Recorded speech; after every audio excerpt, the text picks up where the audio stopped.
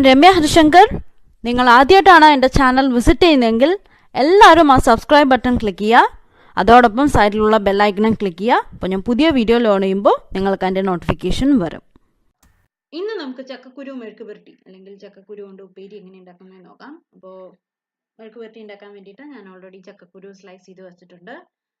തൊലിയെല്ലാം കളഞ്ഞ് സ്ലൈസ് ചെയ്ത് വെച്ചതാണ്. അതിൻ്റെ കൂട്ടത്തിൽ ഒരു മീഡിയം സൈസ് സവാള ചെറുതാക്കി അരിഞ്ഞു വെച്ചിട്ടുണ്ട്. അപ്പോൾ ഞാൻ കാണിച്ചു തരാം എങ്ങനെയാണ് ചക്കക്കുരുവിൻ്റെ തൊലി എങ്ങനെ കളയുന്നതെന്ന് നോക്കാം. അപ്പോൾ ആദ്യം ഒന്ന് കത്തി കൊണ്ട് ചെറുതായിട്ടൊന്ന് സ്കോർ ചെയ്തു. അതായത് ചെറുതായിട്ട് ഒരു ചെറിയൊരു പീസ് കട്ട് ചെയ്തെടുത്തു. അതിനുശേഷം പിന്നെ നമുക്ക് ഈസി ആയിട്ട് തൊലി പീൽ ചെയ്തെടുക്കാൻ പറ്റും. കണ്ടില്ലേ, ഈസി ആയിട്ട് പെട്ടെന്ന് തന്നെ കൈ കൊണ്ട് നമുക്ക് അത് അടന്നു വരും. ചിലവർ അതിൻ്റെ ബ്രൗൺ പാർട്ടും കളയാറുണ്ട്. ഞാനിപ്പോൾ കളഞ്ഞിട്ടില്ല, ഞാൻ അങ്ങനെ തന്നെയാണ് വെക്കുന്നത്. ചിലവരും അത് കളയാറുണ്ട്, കത്തി കൊണ്ട് ചുരണ്ടി കളയാറുണ്ട്. അപ്പോൾ പെട്ടെന്ന് വരും, കത്തി കൊണ്ട് ഒന്ന് ചുരണ്ടി എടുത്താൽ മതി. അപ്പോൾ ആദ്യം ഒന്ന് ചെറിയൊരു പീസ് കട്ട് ചെയ്തെടുക്കുക.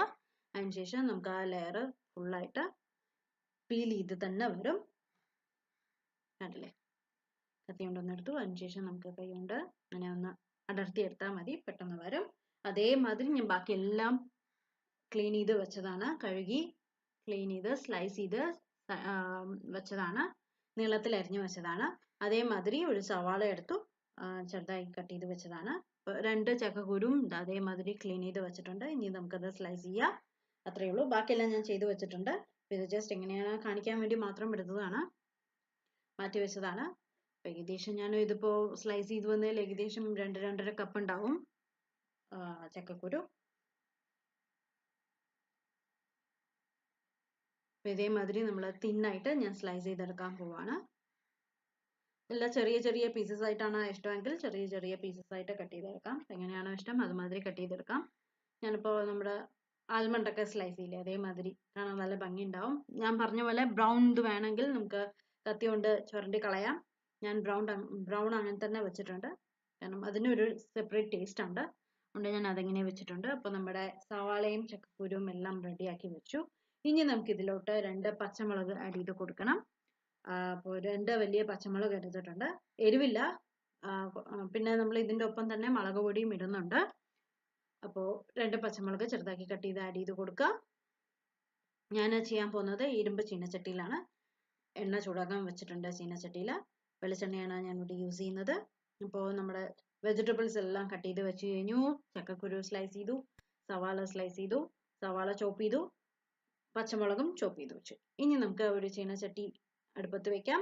അതിലോട്ട് ഏകദേശം ഒരു 1-1.5 ടേബിൾ സ്പൂൺ ഞാൻ എണ്ണ ഒഴിച്ചിട്ടുണ്ട്. കാരണം നിറയെ ക്വാണ്ടിറ്റി ഉള്ളതുകൊണ്ടാണ് നിറയെ എണ്ണ ഒഴിച്ചത്. നമുക്കത് കഴിഞ്ഞ ശേഷം നല്ല മൊരിയിച്ചെടുക്കണം.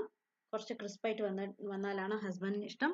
അപ്പോൾ എണ്ണ ചൂടായി കഴിഞ്ഞ് കഴിഞ്ഞാൽ അതിലേക്ക് ഏകദേശം ഒരു 1/2 ടീസ്പൂൺ കടുക് ആഡ് ചെയ്ത് കൊടുക്കുകയാണ്. കടുകും ഓരോരുത്തരുടെ ഇഷ്ടമാണ്. ഞാൻ നേരത്തെയും പറഞ്ഞിട്ടുണ്ട്, കടുക് എനിക്ക് വളരെ ഇഷ്ടമാണ്. അതുകൊണ്ടാണ് ഞാൻ 1/2 ടീസ്പൂൺ ആഡ് ചെയ്ത് കൊടുത്തത്. അപ്പോൾ കടുക് പൊട്ടിക്കഴിഞ്ഞ് കഴിഞ്ഞാൽ നമുക്ക് അതിലോട്ട് ഏകദേശം ഞാനൊരു 2 നുള്ള് ജീരകം ആഡ് ചെയ്ത് കൊടുത്തിട്ടുണ്ട്. ഞാൻ എപ്പോഴും എല്ലാ ഉപ്പേരികൾക്കും ഒരു നുള്ള് ജീരകം ആഡ് ചെയ്യാറുണ്ട്. അതിൻ്റെ കൂട്ടത്തിൽ ഞാനൊരു 1/4 ടീസ്പൂൺ ഉഴുന്ന് പരിപ്പ് ആഡ് ചെയ്ത് കൊടുത്തു. അത് നിർബന്ധമൊന്നുമില്ല, ജസ്റ്റ് ആ ഒരു കടിക്കാൻ വേണ്ടിയിട്ട് ഞാൻ ആഡ് ചെയ്ത് കൊടുത്തു എന്ന് മാത്രമേ ഉള്ളൂ. അപ്പോൾ അത് ഉണ്ടെങ്കിൽ ആഡ് ചെയ്ത് കൊടുക്കുക, ഇല്ലെങ്കിൽ വേണ്ട. അപ്പോൾ അതൊന്ന് ബ്രൗൺ നിറായി വന്നു കഴിഞ്ഞാൽ കറിവേപ്പില ആഡ് ചെയ്ത് കൊടുക്കുക. കറിവേപ്പില ഉണ്ടെങ്കിൽ, കറിവേപ്പില ഇപ്പം എൻ്റെ കയ്യിൽ ഇല്ലാത്തതുകൊണ്ടാണ് ഞാൻ ആഡ് ചെയ്യാതിരുന്നത്. പിന്നെ നമ്മൾ ചോപ്പ് ചെയ്ത് വെച്ച എല്ലാതും ആഡ് ചെയ്ത് കൊടുക്കുക. സവാള, പച്ചമുളക്, ചക്കക്കുരു സ്ലൈസ് ചെയ്ത് വെച്ചത് എല്ലാം ആഡ് ചെയ്ത് കൊടുത്തു. ആദ്യം ഒന്ന് ആ എണ്ണയിലേക്ക് എല്ലാം ഒന്ന് മിക്സ് ചെയ്തെടുക്കുക. എല്ലാം ഒന്ന് മിക്സ് ചെയ്ത് വന്നു കഴിഞ്ഞാൽ നമുക്ക് ഇതിലോട്ട് മഞ്ഞൾപ്പൊടി, മുളക് പൊടി, ഉപ്പ് അതിട്ടിട്ട് ആവശ്യത്തിന് കുറച്ച് വെള്ളം ഒഴിക്കുക. വേവാൻ നമുക്ക് ആദ്യം ഒന്ന് അടച്ചു വെച്ച് വേവിച്ചിട്ട് അതിനുശേഷം തുറന്ന് വെച്ച് നല്ല ക്രിസ്പാക്കി എടുക്കണം. അപ്പം അതിന് വേണ്ടിയിട്ടാണ്. അപ്പം ആദ്യം ഒന്ന് എല്ലാവിടേക്കും ഒന്ന് ആവാൻ വേണ്ടിയിട്ട് എല്ലാവിടേക്കും ഒന്ന് മിക്സ് ചെയ്ത് കൊടുക്കുക. അതിനുശേഷം ഞാൻ അതിലോട്ട് ഏകദേശം ഒരു 1/2 ടീസ്പൂണോളം മഞ്ഞൾപ്പൊടി ആഡ് ചെയ്ത് കൊടുക്കുകയാണ്. പിന്നെ ഒരു 1.5 ടീസ്പൂൺ മുളക് പൊടി. ഞാനിവിടെ യൂസ് ചെയ്യുന്നത് കാശ്മീരി മുളകാണ്. സാധാരണ മുളക് പൊടിയാണെങ്കിൽ എരിവ് നോക്കിയിട്ട് ആഡ് ചെയ്ത് കൊടുക്കണം. അപ്പോൾ 1.5 ടീസ്പൂൺ മുളക് പൊടി ആഡ് ചെയ്ത് കൊടുത്തു. പിന്നെ നമുക്ക് അതിലേക്ക് ആവശ്യത്തിന് ഉപ്പ് കൂടെ ആഡ് ചെയ്ത് കൊടുക്കണം.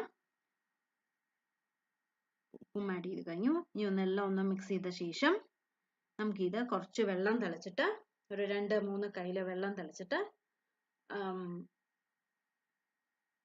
അടച്ചു വെച്ച് ഒന്ന് വേവിച്ചെടുക്കാം. അതിനുശേഷം ഒന്ന് വെന്ത് വന്ന ശേഷം നമുക്കിത് തുറന്ന് വെച്ച് അടപ്പ് മാറ്റിയിട്ട് പിന്നെ അത് നല്ല ക്രിസ്പായിട്ട് വരുന്നവരെ നല്ല മൊരിയിച്ചെടുക്കണം.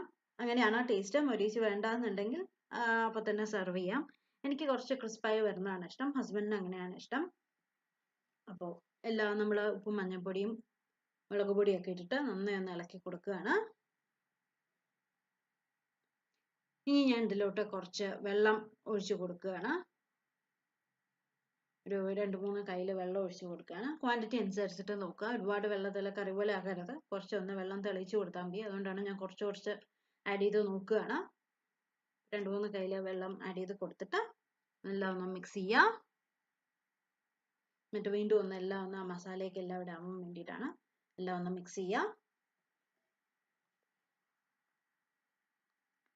ഇത് കഴിഞ്ഞ് കഴിഞ്ഞാൽ നമുക്ക് ഇനി ഇത് അടച്ചു വെച്ചിട്ട് ഒരു 5-6 മിനിറ്റ് ഇടയ്ക്ക് ഒന്ന് തുറന്നു നോക്കി ഒന്ന് ഇളക്കി കൊടുക്കണം, ഇല്ലെങ്കിൽ അടി പിടിക്കും. 5 മിനിറ്റ് നന്നായി വേവുന്ന വരെ ഒന്ന് അടച്ചു വെച്ച് വേവിക്കുക. അതിനുശേഷം ഞാൻ കാണിച്ചു തരാം. അടച്ചു വെച്ചിട്ടുണ്ട്. തീ കുറച്ച് വെച്ചിരിക്കുകയാണ്, ലോ ഫ്ലെയിമിലാണ് ഇട്ട് വെച്ചിരിക്കുന്നത്. ഇപ്പോൾ ഒരു 5-6 മിനിറ്റ് ആയിട്ടുണ്ട്. അപ്പോൾ അടപ്പ് തുറന്നു. നമ്മുടെ ചക്കക്കുരു വെന്തിട്ടുണ്ട്, പക്ഷെ ക്രിസ്പ് ഒന്നും ആയിട്ടില്ല. കണ്ടില്ലേ, വലുതായിട്ട് കളറൊന്നും മാറിയിട്ടില്ല. അപ്പോൾ ഇനി ഞാനിത് തുറന്നു വെച്ച് ലോ ഫ്ലെയിമിൽ തന്നെയാണ് നന്നായി ഒരു 2-3 മിനിറ്റ് കൂടുമ്പോൾ ഇളക്കി കൊടുത്തുകൊണ്ടിരിക്കും. അപ്പോൾ ക്രിസ്പായി വന്നുകൊണ്ടിരിക്കും. നല്ലോണം ക്രിസ്പ് ആവണമെന്നുണ്ടെങ്കിൽ നല്ലോണം ആക്കി കൊടുക്കണം. ഇപ്പോൾ കണ്ടില്ലേ, നല്ല ക്രിസ്പായി വന്നിട്ടുണ്ട്. ഏകദേശം ഒരു 5-6 മിനിറ്റോളം വീണ്ടും ഞാൻ ഇതേമാതിരി ഇളക്കി കൊടുത്തുകൊണ്ടിരുന്നു. ഇടയ്ക്കിടയ്ക്ക് കണ്ടിന്യൂസ് ഇളക്കേണ്ട ആവശ്യമില്ല, പക്ഷെ അടി പിടിക്കാതിരിക്കാൻ മാത്രം നോക്കണം.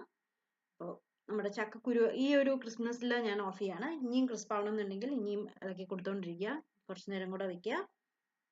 അപ്പോൾ ഞാനിപ്പോൾ തീ ഓഫ് ചെയ്തു. നമ്മുടെ ചക്കക്കുരു റെഡിയായി.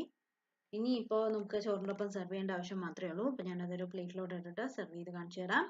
ഇത്രയേ ഉള്ളൂ. നമ്മുടെ ചക്കക്കുരു വളരെ ഈസിയാണ്. അപ്പോൾ എന്തായാലും എല്ലാവരും ട്രൈ ചെയ്ത് നോക്കണം. ഇതിനു മുമ്പ് ഇട്ട റെസിപ്പീസ് എല്ലാവരും കാണുക, ലൈക്ക് ചെയ്യുക, ഷെയർ ചെയ്യുക, സബ്സ്ക്രൈബ് ചെയ്യുക. പുതിയ വീഡിയോ ആയിട്ട് വീണ്ടും കാണാം. അതുവരേക്കും ബൈ ബൈ.